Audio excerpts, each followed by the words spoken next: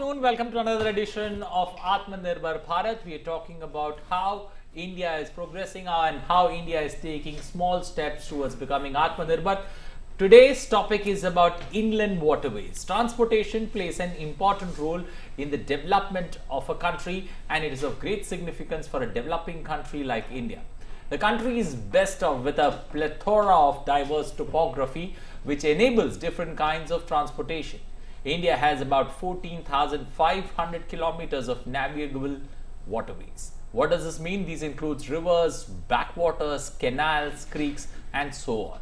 Inland waterways transport mode is widely recognized as an environment-friendly and a cost-effective mode of transport. It aims to create for the shippers and logistic players an alternative to the two dominant modes of transport in India, the road and the rail. RoPax ferry service that is being launched by the Prime Minister a little while ago. It will decrease the transportation cost, aid the ease of business, and that is going to be our topic of discussion today in Atmanirbhar Bharat. I am Anil Thomas. With me this afternoon is my colleague CS Joshi. Good afternoon, CS. Good afternoon, नमस्कार। अभी अगले 1 घंटे के दौरान हम बात करेंगे कि भारत में किस तरह से जलमार्गों का उपयोग किया जा सकता है भारत के विकास के लिए। और जैसा कि अभी कुछ ही देर पहले आप सभी लोग देख रहे थे कि प्रधानमंत्री ने गुजरात में हजीरा और घोघा के बीच में एक फेरी सर्विस की शुरुआत की है। हजीरा में एक इनलैंड टर्मिनल बनाया गया है, उसका भी प्रधानमंत्री ने उद्घाटन किया है। और इसी तरह से पूर्व में हम देखते आए हैं, चाहे हम वाराणसी की बात करें या ब्रह्मपुत्र नदी की बात करें, वहाँ पर भी जलमार्ग बनाए जा रहे हैं या कुछ जलमार्ग बन गए हैं और ये जलमार्ग काफ़ी लाभकारी सिद्ध हो रहे हैं देश के लिए। तो इसी पर हम बातचीत करेंगे। हमारे साथ 3 खास मेहमान मौजूद रहेंगे। हमारे साथ अनिल देवली हैं, सीईओ हैं Indian national ship owner association के, और हमारे साथ हिमांशु वत्स हैं, सीनियर एडिटर हैं, और साथ ही साथ के बद्रीनाथ, सीनियर जर्नलिस्ट हमारे साथ जुड़े हुए हैं। इन सबसे हम बातचीत करेंगे। सबसे पहले हम अनिल देवली के पास जाना चाहेंगे। देवली साहब, अभी जो प्रधानमंत्री ने कुछ ही देर पहले उद्घाटन किया है गुजरात में फेरी सर्विस का, उसके अलावा उन्होंने वहाँ पर टर्मिनल का भी उद्घाटन किया है, और पूर्व में भी हमने बनारस में देखा है, हमने ब्रह्मपुत्र नदी में देखा है। तो कुल मिलाकर सवाल ये है कि एक जो नई शुरुआत पिछले कुछ समय में देश के अंदर देखी गई है, पहले हवाई यातायात देश में है, थल यातायात देश में है, लेकिन उसके साथ साथ जिस तरह से जलमार्गों की शुरुआत की जा रही है और ये काफी फायदेमंद देश के लिए हो रहे हैं, किस तरह से इसको देखते हैं आप?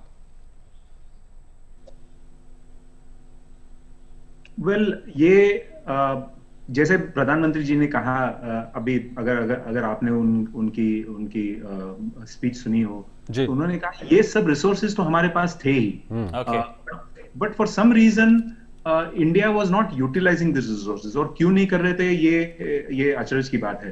But thank God this new government has realised the potential, क्योंकि ये हमारे वाटरवेज, ये जो हमारी सी है, ये एक नेचुरल हाईवे है जो हमारे पास में है। कई देशों के पास नहीं है, हमारे पास ये नेचुरल हाईवे है। इसके लिए हमको कोई नया खर्च नहीं करना पड़ रहा है। We don't have to make any new investments. This is what nature has given us. And various countries have been using waterways as an effective mode of transport. If you look at Europe, you look at the US, they have severely developed their transportation all along waterways with wonderful methods being used of the kind that we are now contemplating and doing here today. Waterways are, as the anchor mentioned before me, are first of all green, and they are green friendly, and I think that is the biggest positive point of all. The second thing about the waterways is this ability to be able to carry huge amounts of cargoes. So instead of, for example, let us take this RoPax which was inaugurated today. 500 passengers, 130 cars, this is a huge amount of traffic being taken off the load. So one is, we have a green mode of transportation, you do it economically, and then you avoid the emissions on the road. So look at the benefit. Similarly, if you look at the services that are being run today, not only just in Varanasi, but ठीक है देवली साहब, इस बारे में हम बातचीत करते रहेंगे। उससे पहले हम बता दें कि एक प्रधानमंत्री ने एक बड़ी घोषणा अभी कुछ देर पहले जब प्रधानमंत्री संबोधित कर रहे थे उन्होंने की है। पीएम मोदी ने कहा कि सरकार ने शिपिंग मंत्रालय जो है उसका नाम बदल दिया है, ये एक बड़ा कदम उठाया गया है। उन्होंने कहा कि अब मिनिस्ट्री ऑफ शिपिंग का भी नाम बदला जा रहा है, अब ये मंत्रालय ministry of ports, shipping and waterways नाम से जाना जाएगा। जी, एब्सोल्युटली करेक्ट। और ये काम तो ऐसे भी हमारी मिनिस्ट्री कर ही रही है सर। गए कई सालों से जितने हमारे मेजर पोर्ट्स हैं और उसके बाद में माइनर पोर्ट्स जो स्टेट के पोर्ट्स है, उनकी भी डेवलपमेंट में, उनकी पॉलिसी में भी हमारी मिनिस्ट्री हैज बीन हेल्पिंग। ठीक है, ये तो it is absolutely correct and apt that the name B change to reflect the work that the ministry is doing, and in these past 5 years because of Sagarmala and the attention that बिल्कुल ठीक है देवली साहब, दरअसल बद्रीनाथ जी के पास हम चलेंगे क्योंकि उनको शायद कुछ जल्दी जाना है। बद्रीनाथ जी, ये बताइए कि जो ये मंत्रालय का नाम बदला गया है ये कितना जरूरी था? The issue here is the name that has been changed is a significant move to emphasize on the part that we are going to exploit our waterways, which are very natural to us, and it is for the socio-economic development apart from the convenience and the savings that we are going to make in terms of transport. If you recall, this name change reflects the government strategy of integrated mobility solution that the government has been talking about. If you recall, प्रधानमंत्री ने last week जब global investors से बात किया है तब ये integrated transport solutions के बारे में जरूर जिक्र किया है, and the government wants to invest about $1.5 trillion in terms of developing infrastructure in this country and around the waterway, where a major part of it is going in for development of waterways. Mr. Badrinath, the Prime Minister talks about blue economy, blue economy of the nation. How do you see the challenges before it, and do you see, when do we see the potential of it reaching its full potential, especially when it comes to, using the blue economy to the fullest? See, the significant issue that here is the technological challenges that the Prime Minister has referred to while exploiting especially when the waters are very shallow. And like what we have seen right now in the Hazira or the link that Goga link that he has inaugurated today, the shallow waters have posed a major problem on the west coast in certain areas, especially when there is low tide. And these technological challenges need to be overcome. That is the biggest issue in exploiting our waterways. Second part is when you talk about inland roadways or waterways that we have been talking about for long. The roads and railway networks have been clogged in a big way because of the massive, container movement. Now, the waterways being exploited more, like fertilizers are being moved, like heavy trucks are being moved, like defense, a lot of its equipment is moved through waterways. So my guess is, and also it is more environment friendly. Though it is fragile, the marine life is again fragile. So in order to protect the environment as well as at the same time, benefit socio-economically, my guess is that blue economy is the way way forward to go. And it has been experimented world over. And there have clear indication that this is working very well and it is in sync with the nature. ठीक है, हमारे साथ वरिष्ठ पत्रकार हिमांशु वत्स भी जुड़े हुए हैं। हिमांशु जी, पोत परिवहन मंत्रालय की जो जानकारी हम यहाँ पर देख पा रहे हैं, इसमें बताया गया है कि देश में अभी वर्तमान में 111 राष्ट्रीय जलमार्ग हैं, जिसमें से 2016 में 106 जलमार्गों को इसमें जोड़ा गया है। ये सारे रिसोर्सेज पहले भी मौजूद थे, क्यों नहीं जलमार्गों का पहले उपयोग इस तरह से किया गया जिस तरह से अब सोचा जा रहा है? क्या पहले कुछ अंतर था या अभी वक्त मुफीद है?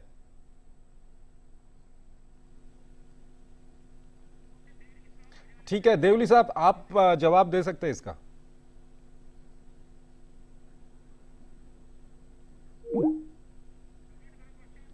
देवली साहब, मेरी आवाज आ रही है आप तक? जी जी।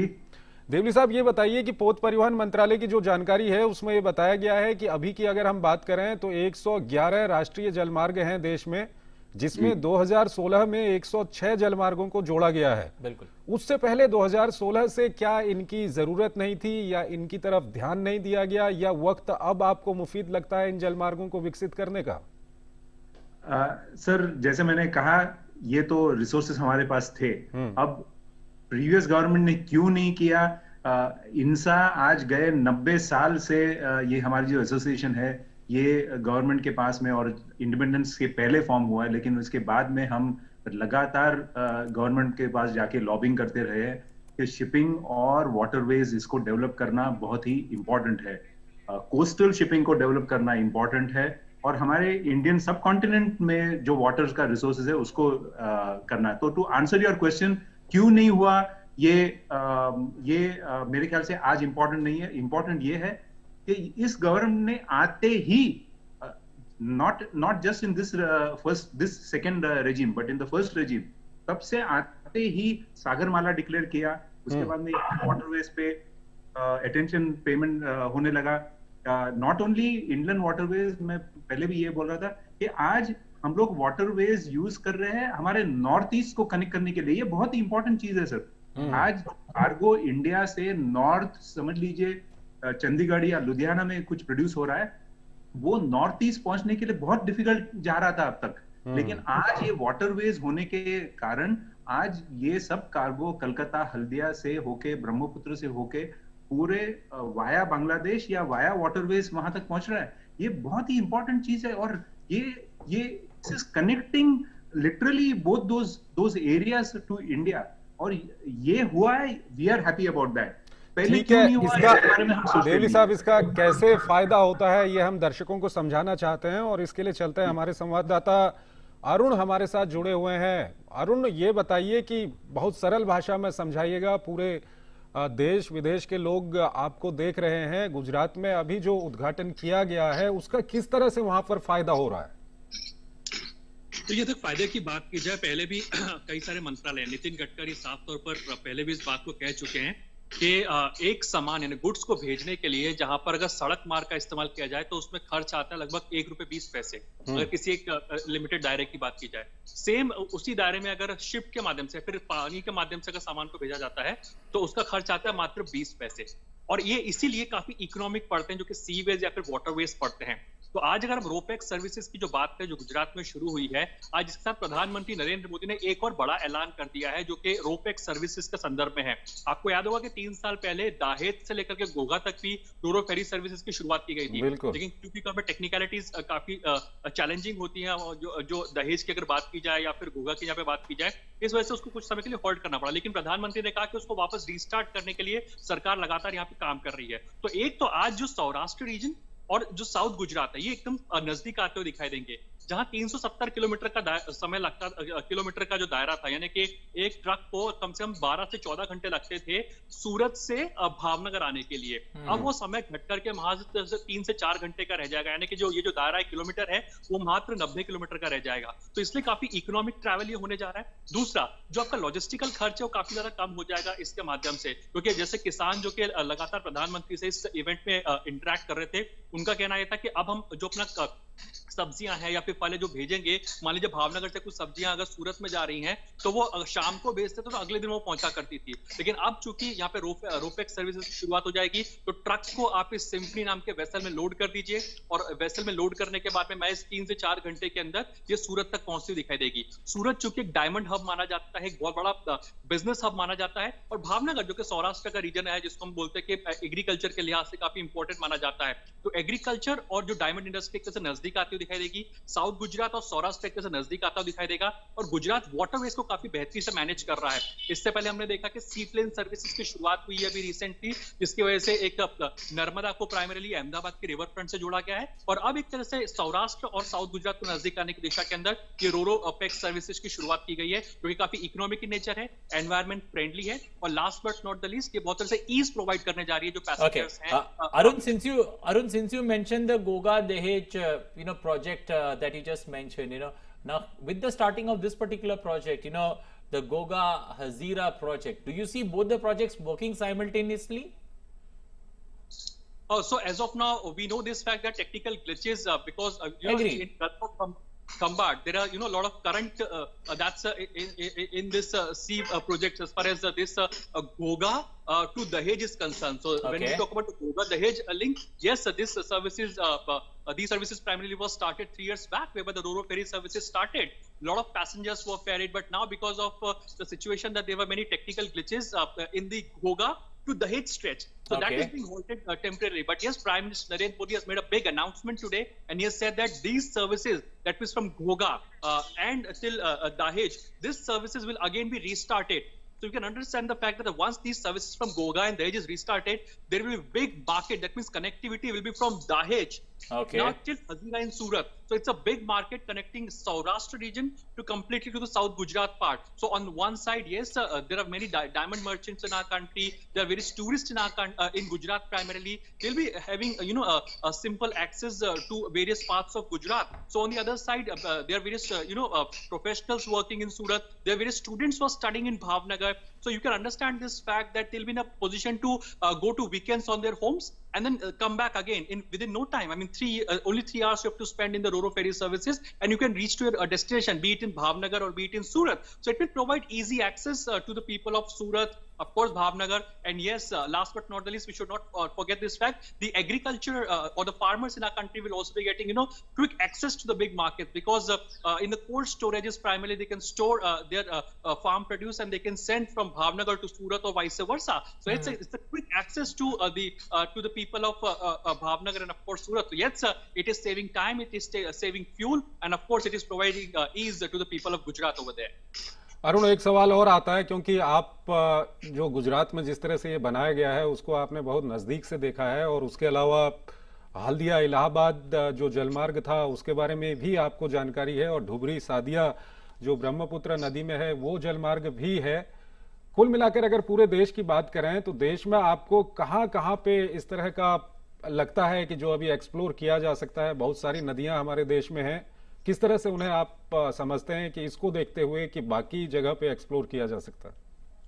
देखिए, जहां तक एक्सप्लोर करने की बात है तो आज प्रधानमंत्री नरेंद्र मोदी का जो एक बड़ा ऐलान आना कि शिपिंग मिनिस्ट्री का नाम चेंज करके उसमें वाटरवेज को भी ऐड कर देना, पोर्ट्स को भी ऐड कर देना, शिपिंग को भी ऐड कर देना। देखिए, शिपिंग, पोर्ट्स एंड वाटरवेज ये मंत्रालय को बहुत ज्यादा पावर देती हुई दिखाई देगी। अभी तक ये था कि आपने देखिए शिपिंग मिनिस्टर ने कई सारे कदम उठाए, चाहे सी फेरर्स की हित की बात हो, सी फेरर्स कोविड के टाइम में सी फेरर्स को मदद पहुंचाने की बात हो, वाटरवेज को एक्सप्लोर करना हो, तो इस समय शिपिंग मंत्रालय जो कई सारे काम तो कर रहा था, लेकिन जो नाम था वो केवल शिपिंग मिनिस्ट्री के नाम से जाना जाता था। लेकिन अब चूंकि पोर्ट्स का आ जाना, तो पोर्ट लेड डेवलपमेंट होता हुआ आपको दिखाई देगा, तो एक तरह से सिनर्जी एस्टैब्लिश होती हुई दिखाई देगी शिपिंग मिनिस्ट्री की बात की जाए तो। ये नंबर 1। दूसरी बात आखिर में ऐड करना चाहूंगा, केवल डोमेस्टिक रूट्स को हमें नहीं देखना चाहिए, इंटरनेशनली हम देखें कि चाबार पोर्ट जैसा भी डेवलपमेंट जहां पर हो रहा है, जहां पे इंडिया इंटरनेशनली पार्टनरशिप कर रही है, तो ये हमको सेंट्रल एशियन कंट्रीज तक भी एक तरफ मार्केट दे रहा है। दूसरी तरफ हम लोग यहाँ पे एक्ट ईस्ट एशिया की बात करते हैं, एक्ट ईस्ट की अगर बात करते हैं जो सरकार की नीति है, तो उसमें हमें यहाँ पे थाईलैंड जैसा कंट्रीज का एक्सेस मिलता दिखेगा, या फिर जो हम लोग अपनी ईस्ट एशियन कंट्रीज की बात करें वहां पर एक्सेस मिलता हुआ दिखाई देगा।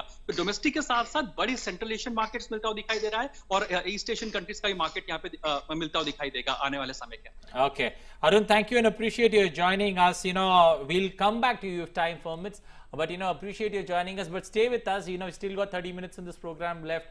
We'll come back to you. We've got our third guest also joining us in this particular show. Himanshu Vatt, senior journalist, joining us. Himanshu, let me come to you quickly. This particular service that's being opened now, does that change the dynamics of Gujarat, especially Gujarat, the way it has been able to use the inland waterways that exist there? Have they been able to use it well in the last few years? Well, it does re-energize the dynamics of transportation in Gujarat. this is a state which historically, from actually prehistoric times, has had a maritime tradition. It has, and really made full use of it being a coastal state, unlike many other states which are along the coast. It has, the best ports of the country, the biggest ports, and industrial development along the ports. Now, one thing which has been in the country as a whole not moved very fast in the past has been the use of inland waterways. Okay. Which is a very exciting new dimension to the transportation sector in India. Because if you look at a region like Europe, for example, if you look anywhere in the Rhine River, and you see a series of tankers, cargo vessels peacefully moving, and they really reduce cost and obviously, cut the pollution, and there's a lot of benefit involved for such projects. So Gujarat, I think, is ideally placed to carry this tradition forward, given its fantastic track record, both as an industrial powerhouse and as a maritime center, a port center. And with the development of inland waterways, see, one of the things such projects do, and as the previous speaker also mentioned, the importance of the ministry's name being changed. Now, this generates a lot of experience, a lot of, technical know-how, because the moment you operate waterways, the issues of what should the draft be, there will be navigation issues, there will be connectivity issues. Now, so this can actually become a model for the rest of the country. Mm-hmm. There are many coastal areas which are poorly connected, and, very often going from one part of the coast to the other, the road is maybe 10 times, 20 times the distance if they went by sea. Okay. So this is a development which the significance of which goes far beyond Gujarat. Somehow, this sector, it has only been talked about. Last 2 years, of course, it has picked up inland waterways. Earlier, Mr. Gadkari and Mansukh Bhai, now they're doing a fantastic job. Job has been done. But we are still at, a stage where you still need to take off. And the moment a project like this demonstrates the benefits, people will make a beeline to it, and that will give people ideas. Okay, why not have a project maybe somewhere in Orissa or Bengal or, various parts, A, in the coastal region, and B, within India. We've got massive rivers. And the moment you make them waterway friendly, what you do is you also have to create drafts. You have to desilt the river, which makes it much easier for other steps like, say, flood control or managing hydropower. The moment you have a good flow and a good draft, that also helps agriculture, irrigation. So there's a lot of benefits that trigger from a project like this. Himanshu जी, एक सवाल ये है, जिस तरह से आप बोल रहे हैं कि ये जो पूरा काम है ये अभी टेक ऑफ की स्थिति में है, अगर हम आगे एक्सप्लोर करने की बात करें, अभी जो बड़े जलमार्ग हैं, अगर गुजरात के अलावा हम बात करें तो एक इलाहाबाद हल्दिया और धुबरी सादिया, ये 2 जलमार्ग हैं जो बड़े जलमार्ग हैं. इसके अलावा कहां-कहां देश के अंदर हम एक्सप्लोर कर सकते हैं, क्योंकि कई सारी नदियां हमारे देश में हैं. देखिए, नदियां जैसे नर्मदा है, मध्य प्रदेश के अक्रॉस है, गुजरात तक जाती है, उसको एक्सप्लोर कर सकते हैं. गंगा में इलाहाबाद से हल्दिया तक है, तो इलाहाबाद से आप फर्दर नॉर्थ आ सकते हैं, क्योंकि अगर वो वाटरवे अच्छी तरह डेवलप हो गया तो जो आपकी हिस्टोरिकल पुरानी जीटी रोड है, उस पे जो कंजेशन हो रहा है, उस पे काफी रिलैक्सेशन मिलेगा, काफी ईजिंग होगी. पंजाब में 5 नदियां हैं, उसमें ट्रेड का काफी स्कोप है. और एक और जो कई सालों से जिसकी बातचीत हो रही है, इंटर लिंकिंग वेरियस रिवर्स, जिससे एग्रीकल्चर को फायदा है और फ्लड कंट्रोल में फायदा है. तो जैसे ही वाटरवे एक वायबल और अट्रैक्टिव ऑप्शन आ जाएगा, तो उस टाइप के प्रोजेक्ट्स को भी काफी मदद मिलेगी. ठीक है जी. ओवरऑल जी देवली साहब, अभी हम बात कर रहे हैं कि एक जगह से सामान को दूसरी जगह पहुंचाने में फायदा होगा, लोगों को बिजनेस में फायदा होगा. अगर पर्यटन के लिहाज से देखा जाए तो कितना इसको आप महत्वपूर्ण मानते हैं जलमार्गों को? देखिए, tourism is naturally an important sector for the purposes of sustaining a service. service cannot just run on cargo alone, must also get the support of tourism and passenger. तो एक तो ये जैसे आज का जो सर्विस है उस कारण जो मूवमेंट, जैसे आपके अरुण जी ने कहा, स्टूडेंट्स को, ट्रेडर्स को, इनकी मूवमेंट के लिए personally movement is very easy for the purposes of tourism. जैसे हमारे सुंदरबंस है, सुंदरबंस एरिया में ये वाटरवेज पे टूरिज्म का बहुत ज्यादा स्कोप है. केरला में देखिए, केरला में again there is a lot of scope for tourism, for our passengers, for tourism based waterways. Similarly, seaplanes का जो use है, तो seaplanes का use also can be done for the purpose of passenger. Normally seaplanes are used for cargo, but this can also be used for passengers. So I can see that there is an immense scope, and because of this scope, companies will be incentivized to invest in ships. When they invest in ships, they will employ more Indian seafarers. So it is a cycle. So the demand is now created. Now all that we have to do is to ensure that the pipeline is available to meet that demand. Most important thing is demand, and I think the Prime Minister and Mansukh Bhai has strategically created that demand. And these demand pockets, as they start growing, in another 10 years we will find India is completely inundated with this use of waterways, etc., etc. One area where I think also we will have to pay attention is the usage of the Ganga and going all the way up to Bihar, etc., for the movement of coal. A lot of coal today gets moved by road today, and waterways can ensure that because coal is extremely polluting sometimes if it is not wet, to move it via cities, and therefore the usage of waterways is going to be extremely useful for the health of people. So I diverted a little bit, but this is an extremely important development that we have to look at. Okay. Himanshu, when you look at waterways as a cheaper mode of transportation vis-a-vis, all the other available alternatives, it reduces that, point-to-point cost of goods being transported. But having said that, do you feel now it needs to be incentivized, as Anil put it, it needs to be incentivized more so that companies take this particular route? It has to be very attractive, but since it is already cheaper, I think the need for incentive goes like it was the case in solar energy 5-10 years ago, when it was actually very costly and there were many goods. So you have to encourage people that, okay, we'll give you this benefit, we'll subsidize this. But this is a sector which I think is already economically viable. Okay. And therefore, what you need is a change of mindset and providing the right infrastructure. So if there are proper handling facilities for containers, you don't have to give the company any incentive, because once they load a container, the receiver and the sender are not bothered whether part of the journey was on a waterway, on a highway, or on a railway or anything. Okay. We already have the era of multimodal transportation. So it's, I think, more an issue of providing the right infrastructure and make sure that there are no bottlenecks in this. So those kind of incentives, yes.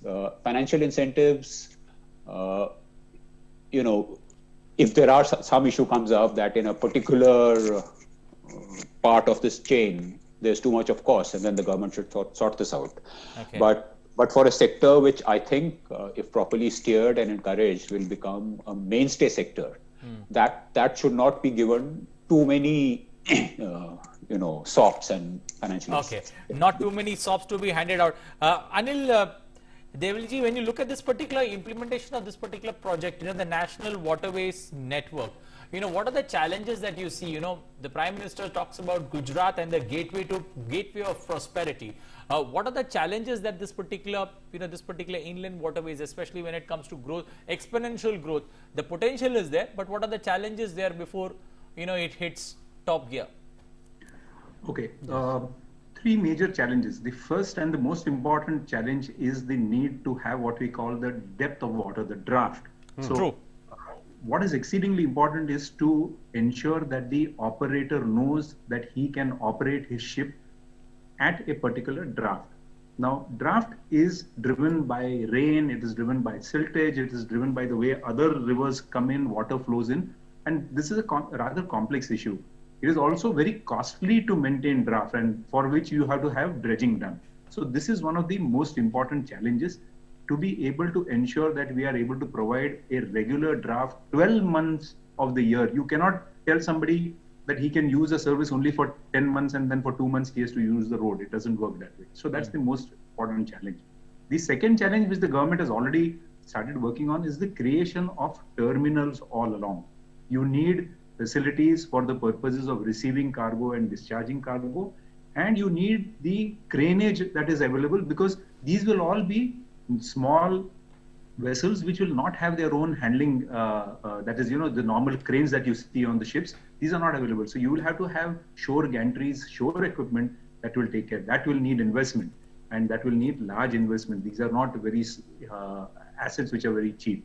The third important thing is the connection alongside. So we will need to develop the roads that will connect. So today Varanasi is a well-developed city, but as we keep going inwards, we will have to ensure. So these are three major challenges that this government, and I can tell you this government is aware of it. They are working on it. ठीक है। और जैसे कि हम आत्मनिर्भर भारत की बात कर रहे हैं, तो प्रधानमंत्री ने आत्मनिर्भरता को लेकर भी अनिल एक महत्वपूर्ण बात आज कही है। पहले हम दर्शकों को दिखाएंगे कि प्रधानमंत्री ने क्या कुछ कहा है, उसके बाद अरुण से बात करेंगे और हमारे जो खास मेहमान हमारे साथ हैं उनसे भी हम बात करेंगे। दरअसल प्रधानमंत्री ने कहा कि त्योहारों के इस समय में खरीदारी भी खूब हो रही है। पीएम मोदी ने कहा कि इस खरीदारी के समय आपको वोकल फॉर लोकल का मंत्र नहीं भूलना चाहिए। सरकार के इन प्रयासों को गति देने के लिए एक और बड़ा कदम उठाया जा रहा है। अब मिनिस्ट्री ऑफ शिपिंग का भी नाम बदला जा रहा है। अब ये मंत्रालय ministry of ports, shipping and waterways के नाम से जाना जाएगा। उसका विस्तार किया जा रहा है।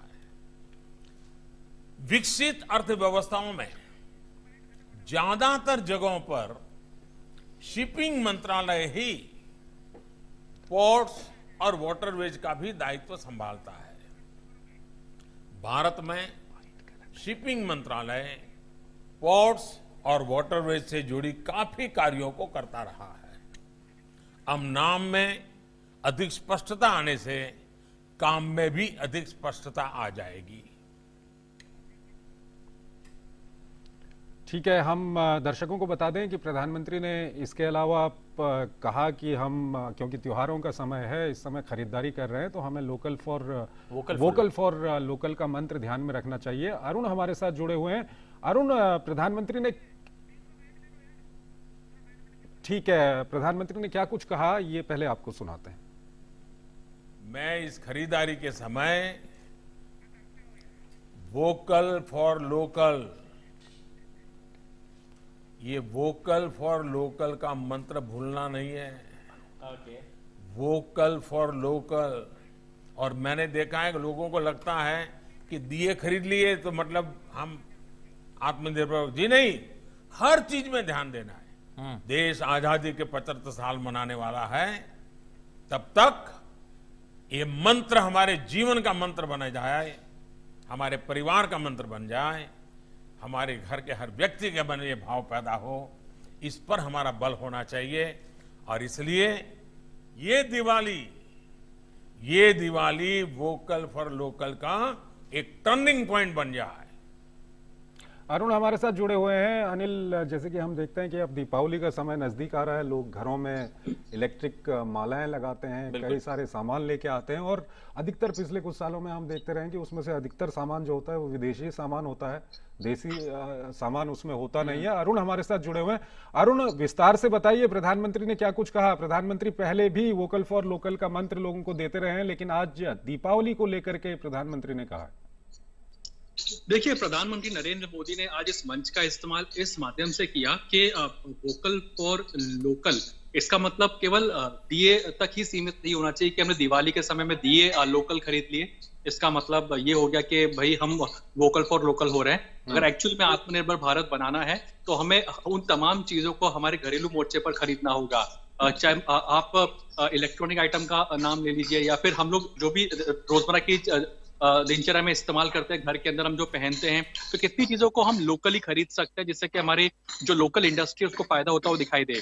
और जो सूरत जैसा जो इलाका जो कि डायमंड हब माना जाता है, ये लोग तो सूरत के जो लोग होते हैं अब्रॉड ट्रैवल करते हैं बिकॉज फॉर डायमंड इंडस्ट्री के रिलेटेड वर्क को लेकर के।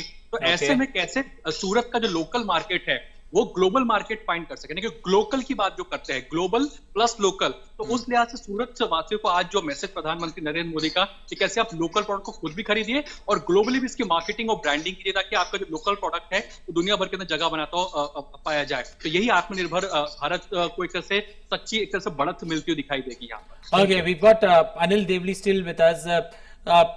Mr. Devli, when you look at this particular concept of vocal for local, given it a perspective when it comes to inland waterways, how does it help, especially the people of that particular region where this particular service has been started, in helping them go vocal for local? First thing is that as waterways grows, first there is a local investment that is happening in the terminals, in the roads, and in the vehicles, that's the ships which are used for transportation. So clearly jobs being created locally. So let's leave the we'll come to the benefit to the businessman secondary. First, at the terminal you will have handling staff at the terminal. The PM spoke about skill development. So at the terminal here, then you come to the ship.